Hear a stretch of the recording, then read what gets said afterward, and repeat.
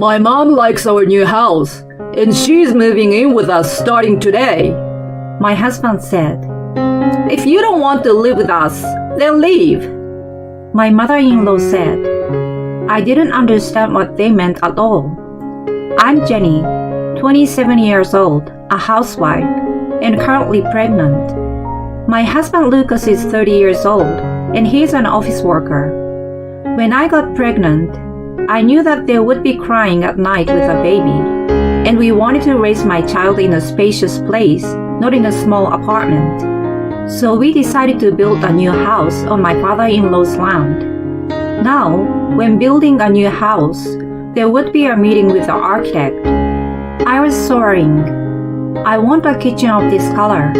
I want a bath like this. I think everyone dreams of the ease of use and the design they like, and it makes them excited. I was so happy to have a baby and a new house. However, I had a worry. Every time we had a meeting with the architect, my mother-in-law was always present. Why does your mother attend the meetings? I asked my husband. She did the renovation of my parents' house 3 years ago, so I should get some advice from my senior mother. At one meeting, my mother-in-law said, We need one more large room. There should be a large space for the Buddhist altar. She ordered us to have a large space for the Buddhist altar. What? The big Buddhist altar you have? It's an old-fashioned Buddhist altar in my parents-in-law's house. She wants to have a space for it in our house. And you want an additional room? It would become difficult to take care of the house if we had so much more rooms than we need, I said. You need to have a lot of rooms when building a house. She made a single-minded statement. Why does your mother decide everything about the house when she won't live together? I asked my husband. My mom is a senior home ordering professional because she has experience in remodeling.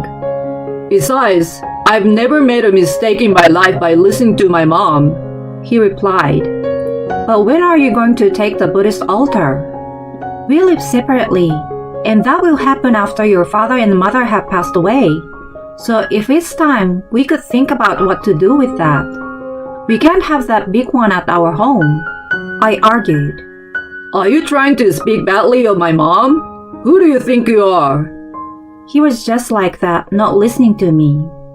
I didn't want to make space for Buddhist altar, so I decided to negotiate with my mother-in-law again at the next meeting. The room for the Buddhist altar is inevitably a dead space, I said. You think so because you're still young. When you reach 80, you will definitely feel more comfortable with more rooms. And then you will feel more at home with the Buddhist altar because I'm the same way. Oh, please get rid of those steps. We need a barrier-free house. And add handrails on the stairs. My mother-in-law did not listen to me. In the end, the house was built with a layout that my mother-in-law wanted. Barrier-free, handrails on the stairs, and an extra room for a large Buddhist altar for the future. I tried to prevent it until the construction began. My mom is professional. She can't be wrong. Don't speak ill of her. My husband kept repeating so. I couldn't discuss it with him. I couldn't talk back strongly about it because the house is being built on my father-in-law's land. If we don't have to pay for the land, the amount of repayment would be less. However, if we put all my mother-in-law's wishes into the house, the construction cost would naturally increase. I was very annoyed that I had to pay an additional cost to add more space only because my mother-in-law's wish. The architect understood the situation and suggested that we could reduce the cost by eliminating some parts. He made some suggestions to reduce the cost. Money will come back to you if you spend it comfortably. That's what my mother-in-law said. Well, the new house was completed. I was very happy to see the new house, and the smell of the new wallpaper made my heart flutter. Newly built houses smell really good. A few days after we moved in, my mother-in-law and father-in-law came with a housewarming gift. Thanks to you, we were able to build such a splendid new house. I thanked my father-in-law. In fact, it is.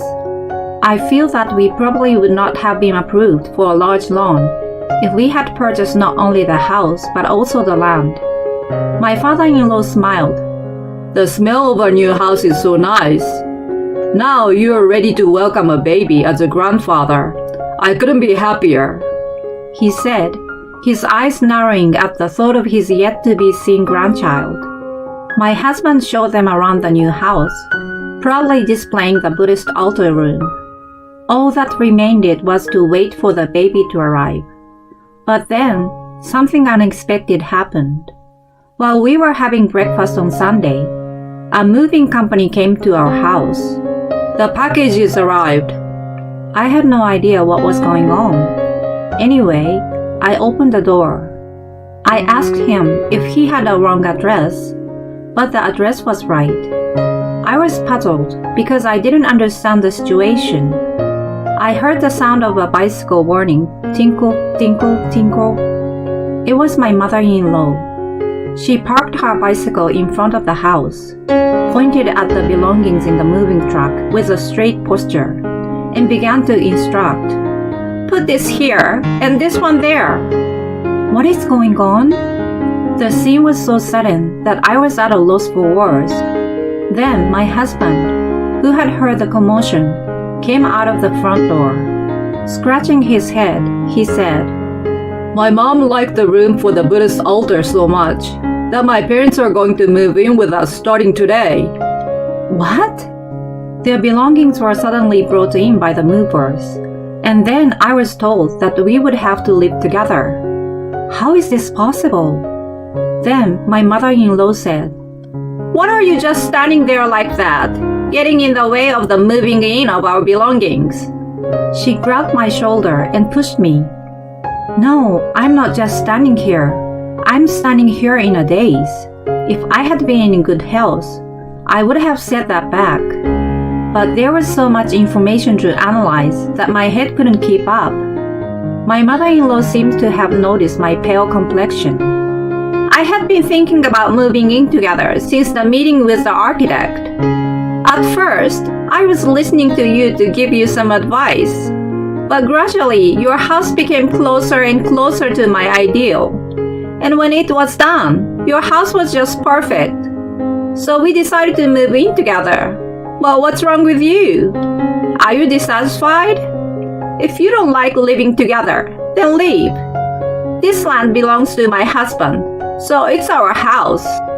The Buddhist altar room is for the baby's crib and cradle. I was thinking of putting baby stuff in that space.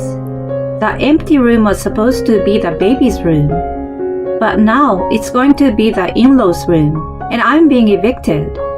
I couldn't accept the situation, so I came outside. The wind outside was still cold, even though it was early spring. It was just the right temperature to cool my head down. My cooled head started to spin. Then, I came to a question.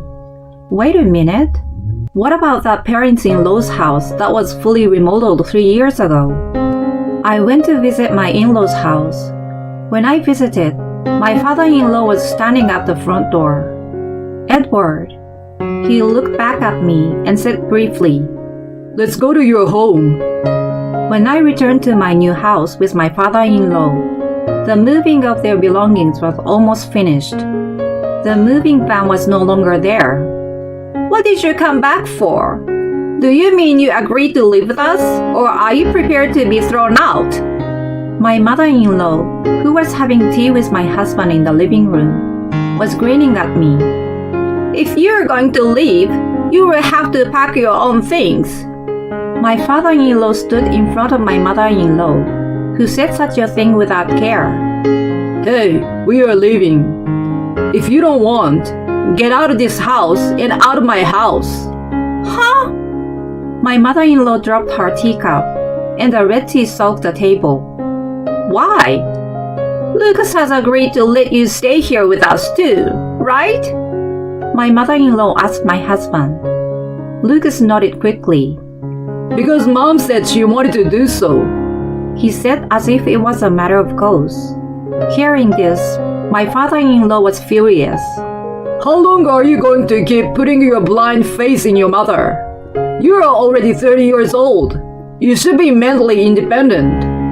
I had never seen my father-in-law, who was always so mild-mannered, get so loud and angry. My husband's shoulders shook at the sound of his voice. Your mom has changed. My father-in-law pouted in a muffled voice. Where did you get the idea that if you spend money comfortably, you will get it back? He asked my mother-in-law. I was surprised to hear such a familiar phrase. I heard that too. She said it during the meetings with the architect. I said so. I knew it. My father-in-law nodded and told me what had happened so far. She said she would spend money comfortably. Then it would be returned to her. So her belief in Buddhism escalated. She started to entrust a fish and a lottery of about $5,000 to a shrine because she believed she would get the money doubled in value and returned to her. Entrusting a fish and double the money? I didn't even have time to ask back. It's a true story, you know, my mother-in-law exclaimed in a tone of annoyance. Because that's what it said on the internet. Internet? I was so surprised that I shouted even louder than my mother-in-law. Is it based on information from the internet, where anything can be false or true? I spoke my words little by little. My mother-in-law's belief in Buddhism is based on information from the internet? If you entrust a fish and entrust lotteries in value of $5,000, they will be doubled and returned to you? I was surprised that the basis for this was internet research, but my mother-in-law was very serious. Yes, you should search for money-saving actions or money-saving spells, and you will find them. My mother-in-law pushed her phone against me.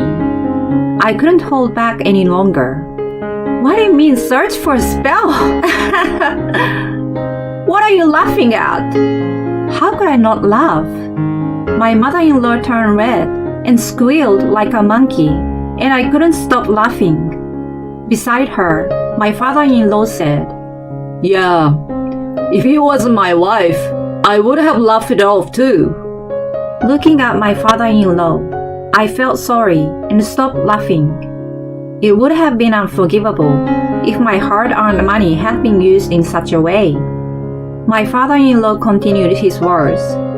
That's why I wanted to help you guys while I still had my savings, because one day I thought she was going to get her hands on my land. Then he looked at his wife. I don't want all of you to be victims of my wife's wrong thinking. I thought enduring it and letting my wife do what she wants would be for the sake of my unborn grandchild. But my husband interrupted my father-in-law's explanation. What the hell? Are you going to talk bad about my mom too, Dad? My husband stood in front of my mother-in-law, as if he was defending her. I was annoyed by this situation. What are the attitude of my husband and the way he is talking to me and my father-in-law? I would never forgive them. I wanted to protect my father-in-law. In return for my husband standing in front of my mother-in-law, I stood in front of my father-in-law, and I nipped at my husband. Your mother is thinking that the internet is always right, and your thought that your mother is always right is the same. Your mother and you are really unfortunate adults who can't discern the truth of information. My father-in-law has had to endure my mother-in-law's extravagant spending all his life, and I was probably the first person to stand up for him. Thank you, Jenny, he said in a small voice. I thought I had given you the least by having you build a new house on my land. But at the same time, I was already running out of savings because of my wife. Then she suggested we go to Lucas, who had money because people and money gather where there is money or something like that. It's not about the truth and false of internet information. It's a problem with my mother-in-law's personality. She's completely like a hermit crab, going from shell to shell. But my husband and mother-in-law didn't give up. But of course, you go where the money is. And if mom wants to move in with us, she can. That's why Lucas built us an extra room and agreed to take over the Buddhist altar. Saying mom is always right and the internet is always right, and the two of them were yelling and screaming. These two cannot be saved anymore, and my father-in-law and I looked at each other. If I had been at the beginning of my relationship with this husband, I would have said yes, you can say that for the rest of your life, bye-bye or whatever. I would have said goodbye to him. But now that I know how my father-in-law feels, I cannot simply leave. I felt a surge of righteous indignation that I had to make them go away for my father-in-law's sake, because he's the future grandfather of my baby. First of all, Grace, you're wrong. I told my mother-in-law directly. You say it's written on the internet. Well, why don't you search for Lucky Charm scrap or something? Seriously, no, I don't deny good luck. But if you want to make more money, it's much more practical for you to go to work than to entrust lottery tickets at the shrine though. At the very least, if you'd applied the time you wasted goofing around in meetings about our new house to a part-time job, you'd have a few tens of hundreds by now. And then you realize, what kind of effort does it take to get those tens of hundreds? How hard your husband worked to earn the amount of money you bought the lottery tickets you gave to the shrine. I told my mother-in-law that much at once. And now, I turn the blade of my words to my husband. And you, who believe your mother so much that you assume everything is right and don't even notice that you're about to be regulated, will not be capable of making the right decision for your child. In other words, it's a divorce. Huh? My husband's voice trailed off, as if he hadn't expected the conversation to proceed to the point of divorce.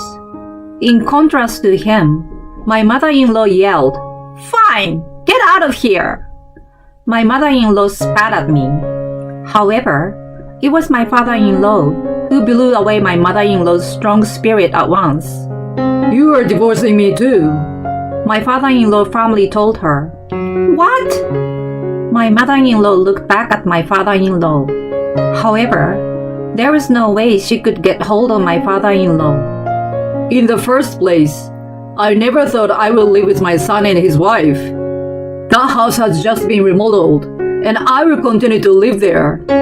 Just as Jenny gave up on Lucas, I don't have the energy to support you anymore.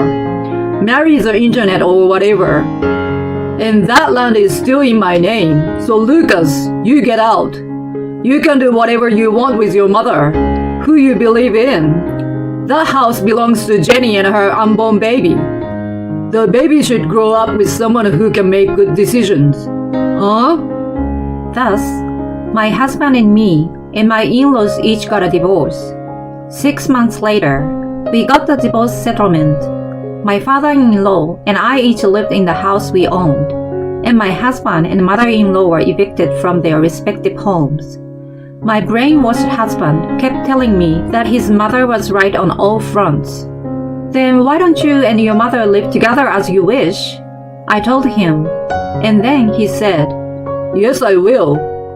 They started living together in an apartment. After that, I heard that my ex-husband visited my father-in-law. Even if I do as mom says, the money will not increase. I want you to lend me money. My father-in-law said that he sent him away. My father-in-law has retired and is still working as a contracted employee. He enjoys going to a chess club as his hobby. Now that she is gone, I can save money again. And sometimes he bought toys and was happy to come and visit his grandchild. When the grandson started to laugh and walk, I date someone. My father-in-law told me shyly. The partner seems to be a member of the chess club. She is a very intelligent person who judges tactics. She seems to have chosen me after analyzing me carefully. That sounds great. My father-in-law and I had big smiles on our faces.